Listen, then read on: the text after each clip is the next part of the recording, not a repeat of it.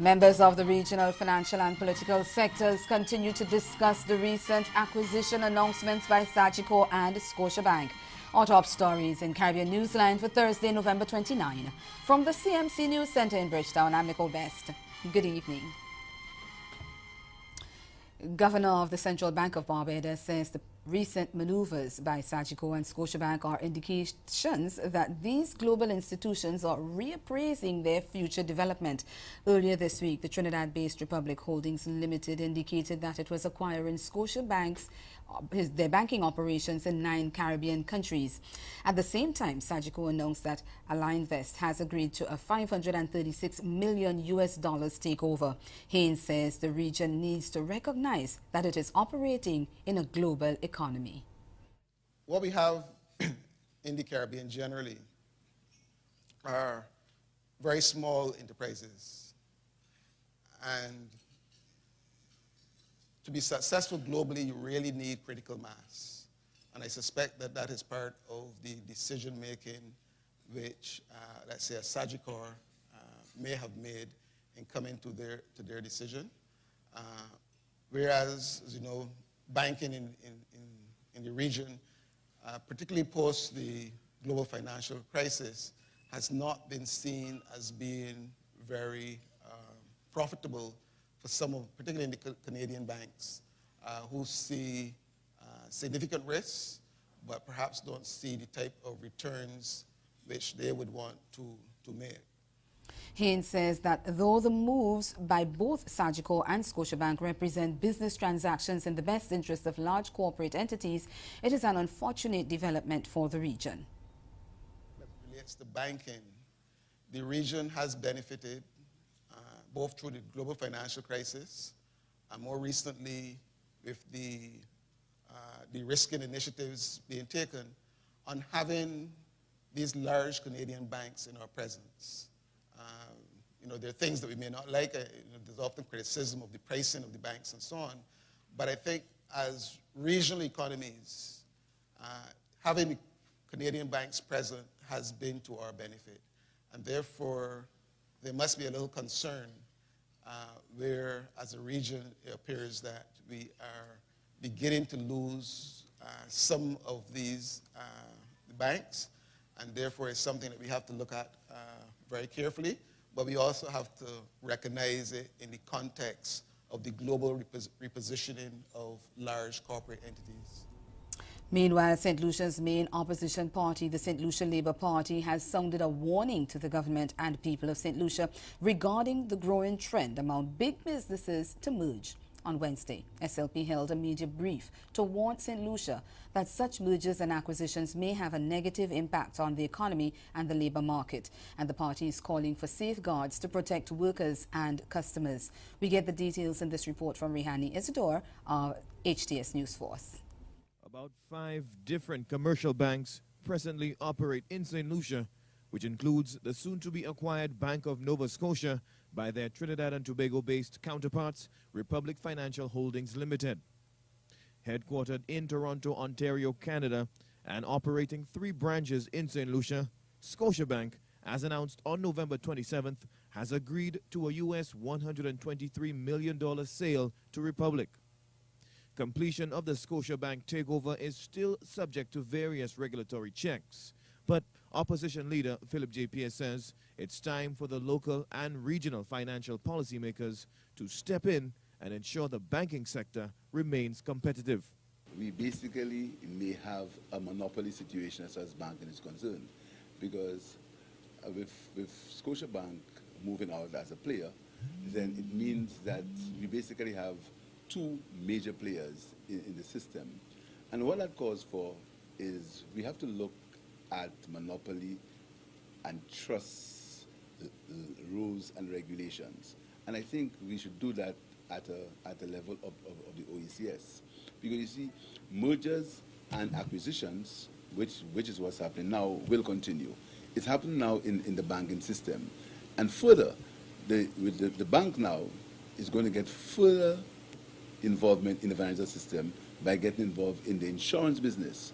Big money corporate takeovers, mergers, and acquisitions locally have in some cases eliminated or diminished commercial competition. When telecom's giant Cable and Wireless made a US $3 billion power play to get Flow, they became the single largest telecoms provider in St. Lucia.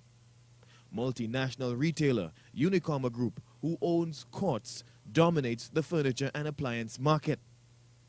Fewer options for consumers could mean higher prices on commodities and services. Pierre says he wouldn't be surprised if the soon-to-be-established Republic Bank here in St. Lucia increases its rates. We have to look at the legal framework under which business operates, and the legal framework would have to be looking at laws as they relate to monopolies and mergers. And also it calls into question the role of the central bank. The central bank now may have to look again at its role, because what may happen is that since you have a near monopoly situation in the banking system, the banks may want to increase their charges and their fees at will, because basically you may end up with a monopoly. Regionally, Scotiabank has about 2 million clients. In a statement, Republic Bank Chair Ronald Harford said, in part, the Scotiabank acquisition, quote, represents another major milestone for Republic Group, a move he says will redound to the benefit of Scotiabank's clients and employees, end quote. More than 120 people are employed with Scotiabank St. Lucia. Republic says, quote, all impacted employees will join the Republic Group. And as the discussion in the region continue about the acquisition of some of Scotiabank's operations, one country's leader says he's not surprised by the move, and neither is he unhappy about it. Grenada's Prime Minister, Dr. Keith Mitchell, who also serves as chair of the Eastern Caribbean Central Bank's Monetary Council, says the move is good for the region. Happy to see a Caribbean institution playing even a bigger role in the banking system in this country. So while we lament the fact that Nova Scotia, because I always believe in a lot of competition, while we see less competition, the fact is we still have diversity in the banking sector. The cooperative bank is is the largest bank in the country right now. I'm not sure with the acquisition of Nova Scotia shares whether Republic now will become larger than cooperative, but right now cooperative, I think, is the largest bank, and it happens to be not just Caribbean owned but locally owned. So I think we have to understand. I mean, that was, if one understood what was happening in the region, that was not something you can say that surprised us. It didn't surprise me. And I did indicate when I heard certain comments made not long ago by a leading director of the bank from Nova Scotia, when I asked about the investment and the answer he gave, I was not surprised the results I saw today. They did call me yesterday evening to inform me before the announcement was made. So I knew about it before the announcement was made. Still in Grenada, the government says it is working on reimbursing salary deductions from public officers who did not work on specific days during the recently suspended industrial protest. The government says it has acknowledged that it made errors with the salaries of some employees when permanent secretaries and heads of department complied with a cabinet decision to make the deduction. The Ministry of Education said in a release Thursday that it has been brought to their attention that several teachers who reported for duty during the strike days resulting from the industrial impasse have had deductions made to their salaries for the month of November 2018. It said while empathizing with those affected, the ministry says it is currently working to clarify the issue, and those affected should report the matter to the relevant personnel or departmental heads. It added that the ministry has made arrangements to collect information regarding deductions made in error and will submit these corrections for immediate payment. It says affected teachers can contact their district education officer or their ministry to report any inaccurate deductions. The government of Trinidad and Tobago on Thursday signed an energy agreement with giant BP and Shell that will lead to significant financial benefits to the Twin Island Republic. During Thursday's post-cabinet media conference, Communication and National Security Minister Stuart Young said the agreement in new pricing arrangements, the extension of the Atlantic LNG Train 1 by a further 5 years, and the ability of the National Gas Company, the NGC, to export liquefied natural gas, LNG, on behalf of Trinidad and Tobago. Young said the discussions started in April when Prime Minister Dr. Keith Rowley led a delegation to the Heads of Government meeting in London. That's the Commonwealth Heads of Government meeting in London. He added that out of that meeting, all three parties agreed to appoint empowered negotiating teams to sit and negotiate terms of contracts going forward. The government of Trinidad and Tobago and that empowered negotiation team has been able to reach agreement with both BP and Shell that significantly enhances the revenue for the people of Trinidad and Tobago and the continuation of Train 1 for the next 5-year period. Included in that, we have been able to secure, for the first time as part of the Train 1 arrangement, the ability for Trinidad and Tobago through NGC to sell LNG cargoes on behalf of the people of Trinidad and Tobago. Atlantic LNG's Train 1 was due to end operations in April 2019, but the minister now says it will continue at least until 2024.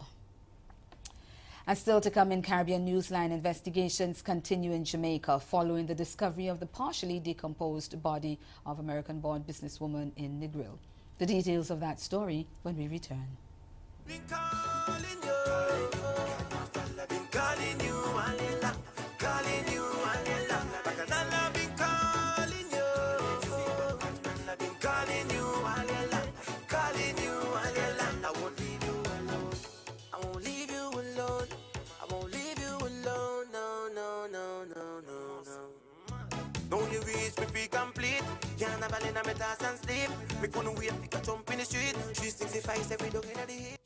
Barbados, a gift to you. The stars are coming. Hennessy and FAS 7-Star presents Hennessy Artistry. Saturday, December 1st, Kensington Oval. Doors open at 7, showtime 9 p.m. Trey songs. 2 Mile Hill. Luciano. Romaine Virgo. Popcorn. And Shabba Hennessy Artistry. Saturday, December 1st. Kensington Oval. The 10th anniversary. Hennessy. Never stop. Never settle. Drink responsibly. Bacchanal Jamaica gave partygoers a first look at their exotic 2019 carnival costumes at an A-list soca fete held recently. According to Nicholas Franklin, co-director of the Bacchanal Jamaica, the entity put together a top-rated design team for the region to create an array of the most beautiful costumes. The theme of next year's offering is Invictus, and is all about revelers getting the most out of life, celebrating the warrior within each of them, while taking time out with their army of friends to enjoy unique experiences like Bacchanal.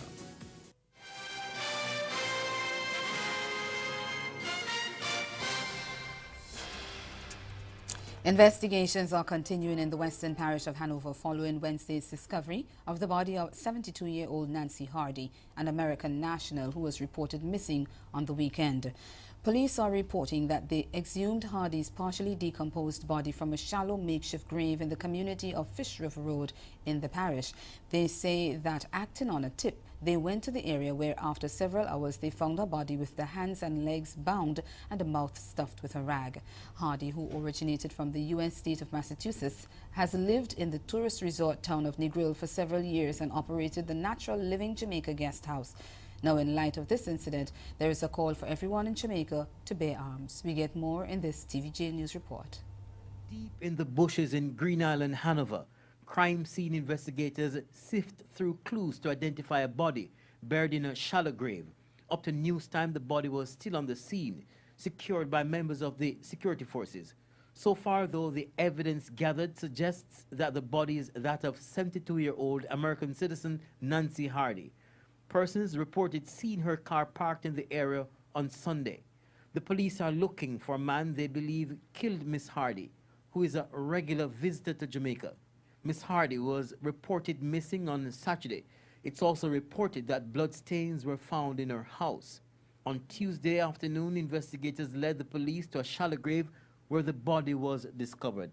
Ian Hales, the Member of Parliament, was on the scene, and he says with all the crime that's happening, lawmakers may now have to think about giving Jamaicans the right to bear arms. It is my opinion that any legislation comes to Parliament, and I want to bring a resolution there also, that states that every Jamaican should have the right to bear arms. You can't be at your house and just have a machete lean up in the corner to defend yourself when someone is barging in or kicking down your door with a M16 or with a gun, and you have no opportunity in defend yourself. As I speak now, there are thousands of applications at FLA, and it's time for us to free up decent law-abiding citizens to get their right. Police say they have detained 2 suspects and rescued a senior employee of the St. Augustine campus of the University of the West Indies who was abducted on the compound of the university on Wednesday afternoon. A police statement said that Maria Das, commercialization manager at the Office of Institutional Advancement and Internationalization, was rescued unharmed at a location at Carua, east of Port of Spain. The statement said that Police Commissioner Gary Griffith spearheaded the operations that included officers from the Special Operations Response Team, the Anti-Kidnapping Unit, and the Interagency Task Force. Earlier, the police said that Das, who lives in central Trinidad, was accosted by 3 men who forced her into a vehicle as she was about to enter her own vehicle on the compound of the university on Wednesday afternoon. Media reports said that the men who kidnapped her wore army and police uniforms and that the kidnappers had fired several shots to ward off people who had attempted to stop the kidnapping. Last month, several students protested the security situation at the campus, resulting in the arrest of 2 students and a promise by the university's administration to improve the situation. And ahead in Newsline Sport, West Indies skipper Craig Brathwaite is urging his troops to stay positive ahead of the second and final test against Bangladesh. Stay with us. Sport is next. This hurricane tip comes to you compliments the Caribbean Disaster Emergency Management Agency and the Caribbean Media Corporation. Be prepared. During the storm or hurricane warning, shut off main electrical breaker.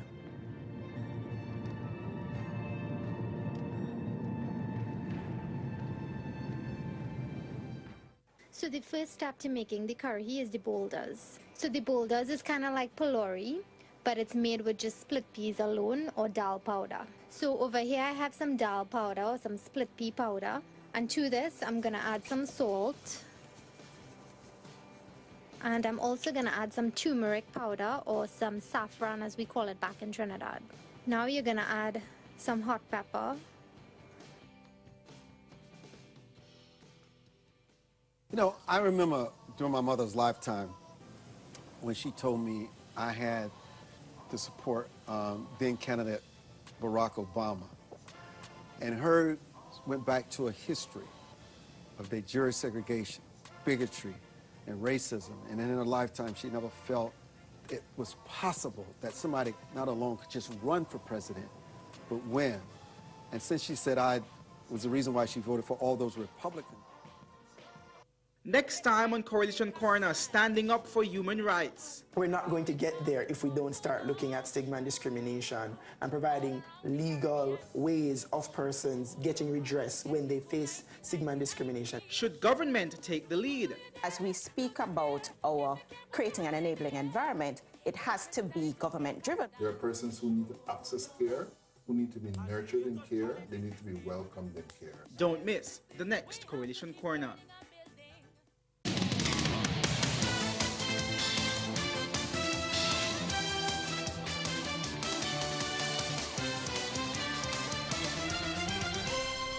West Indies captain Craig Brathwaite is urging his troops to stay positive ahead of Thursday's second and final test, which will be played at the Sherry Bangala National Stadium.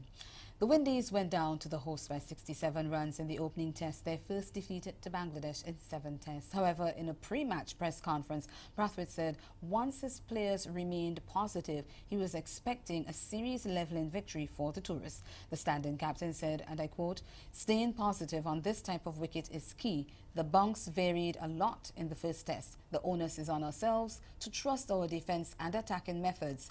I think the key is to be light in your feet and treat each ball as it comes." End of quote. Meanwhile, Bangladeshi skipper Shakib Al Hassan said he was looking forward to a rare Test series victory. A win in Dhaka will give Bangladesh only its 4th Test series win in history and first since 2014 when it triumphed over Zimbabwe 3-0 at home. Well, Captain Craig Brathwaite has taken a heavy blow in the latest ICC Test rankings announced on Wednesday. The right-hander slipped 8 places in the batting charts and is currently ranked 26th. He is, however, the highest-ranked West Indies batsman. The 25-year-old has suffered a dip in form of late, managing just 26 runs from 4 innings on last month's tour of India, which West Indies lost 2-0. Teammate Roston Chase also slipped in the rankings to 37th, while Shea Hope slid 47th after making 1 and 3 in Chittagong. However, there was some good news as wicketkeeper Shane Dowich, who hit an unbeaten 63 in the first test, jumped 7 spots to 58th. There was no good news, however, for veteran Seema Kumar Roach, who dropped 4 places to 24th after claiming a single wicket in that test. Regular captain Jason Holder, who is out of the Bangladesh series with injury, remains the highest-ranked West Indies player at 9th. He's also unmoved in the all-rounders ranking at number 3. Batting all-rounder Nicholas Curtin has poised to make his first-class debut after being named in Barbados' Pride's 31-man squad for their opening round match of the Regional 4-Day Championship against Leeward Islands Hurricanes next week. The 20-year-old impressed for combined campuses and colleges Marooners during their title-winning campaign in last month's Regional Super 50, managing a polished unbeaten half-century in the preliminaries against Hurricanes. As expected, the squad will be led by West Indies ace skipper Shamar Brooks and includes veterans left-hander Jonathan Carter and test seamer Miguel Cummins. Left-hander Shea Mosley, who was Pride's leading scorer last year with 643 runs, is also included. However, there is no room for experienced all-rounder Kevin Stout, who was part of the Pride squad for the recent Super 50. Pride face Hurricanes at the 3Ws Oval UWE Caville campus starting next Thursday in a day-night affair. Trinidad and Tobago Cricket Board President Asim Basarath is supporting calls for Cricket West Indies to have a women's version of the Caribbean Premier League. The calls come after the West Indies women were eliminated in the semi-finals of the ICC Women's World Cup. Basarath was echoing sentiments of West Indies batsman Brittany Cooper and of spinner Anisha Mohammed upon their arrival from the tournament. Kent Fuentes of TTT News tells us more. The West Indies women were knocked out in the semi-finals by eventual winners Australia. Brittany Cooper, who played in all of the team's matches, said key to the success of West Indies women's cricket will be them being given the opportunity to play more competitive matches. I think it was a mistake on our part because throughout the tournament we batted first and we batted second, so we won all our games, whether we bat first or we bat second. I just think that at the end of the day we did not apply ourselves as Australia did, and it's a lesson we have to learn going forward, preparing for the T20 World Cup in 2020 in Australia. A view shared by spinner Anisha Mohammed. We definitely need to play more games, as Brittany said. The Trinidad and Tobago Women's Cricket Association and TTCB is doing their part by putting on a T20 franchise tournament.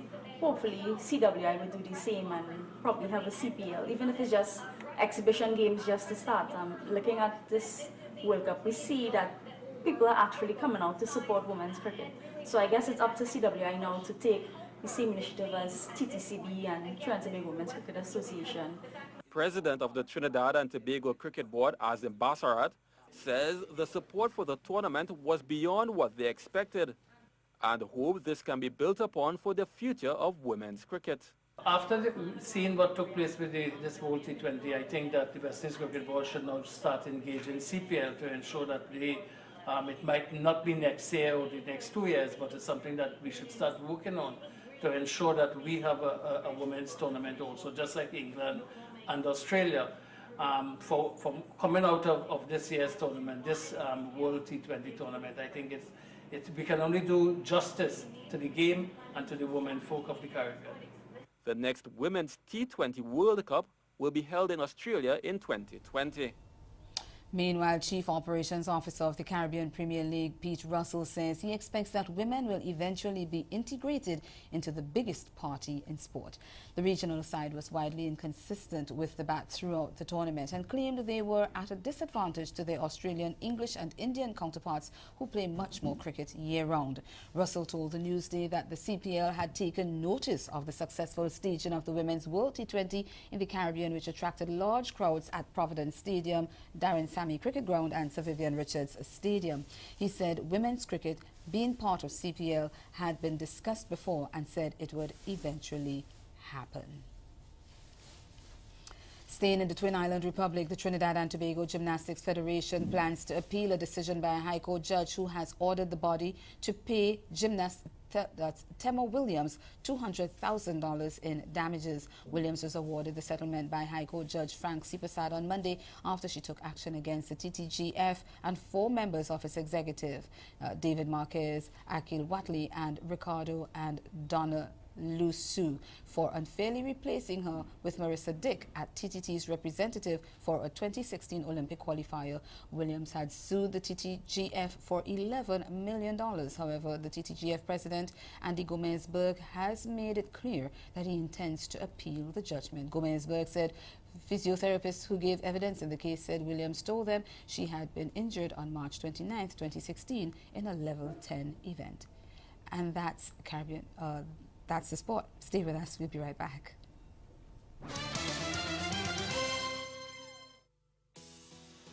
Come and experience exceptional fun. Meet amazing people. Enjoy fantastic food and rock the nights away to world-class music at the 23rd Annual St. Kitts Music Festival. 3 nights of musical entertainment from the 27th to the 29th of June 2019. Book now and save the date. For more information, log on to stkittsmusicfestival.net. St. Kitts Music Festival, an experience like no other. We're going to turn it up a notch. Hennessy and FAS 7-Star present Hennessy Artistry on the Beach, Sunday, December 2nd. Daiquiri Beach. Performing live, Spice, Sham, Rankin King, Mole, Stiffy, Justy, and Little Rick. Plus World DJ, Rigo Suave, King Ghetto, Scott and Mally Fresh, Hutchin Sid, DJ Raz, Ramon G, Kamal Banky, DJ Puffy, and Jaguar DJ. Hennessy Artistry on the Beach, Sunday, December 2nd, Daiquiri Beach, 4 p.m. to 11 p.m. Hennessy, never stop, never settle. Drink responsibly. I would like to say well done to you students for making it thus far, having won your respective divisions. I officially welcome every one of you to the Royal Barbados Police Force Independence Grand Finals, and may the best team win. And we go to number 2 from the Rock Christian. Bajan Saints number 3. Bajan Saints number 3. What Sweet and Go Up Mouth does? Bang the tail. Wow.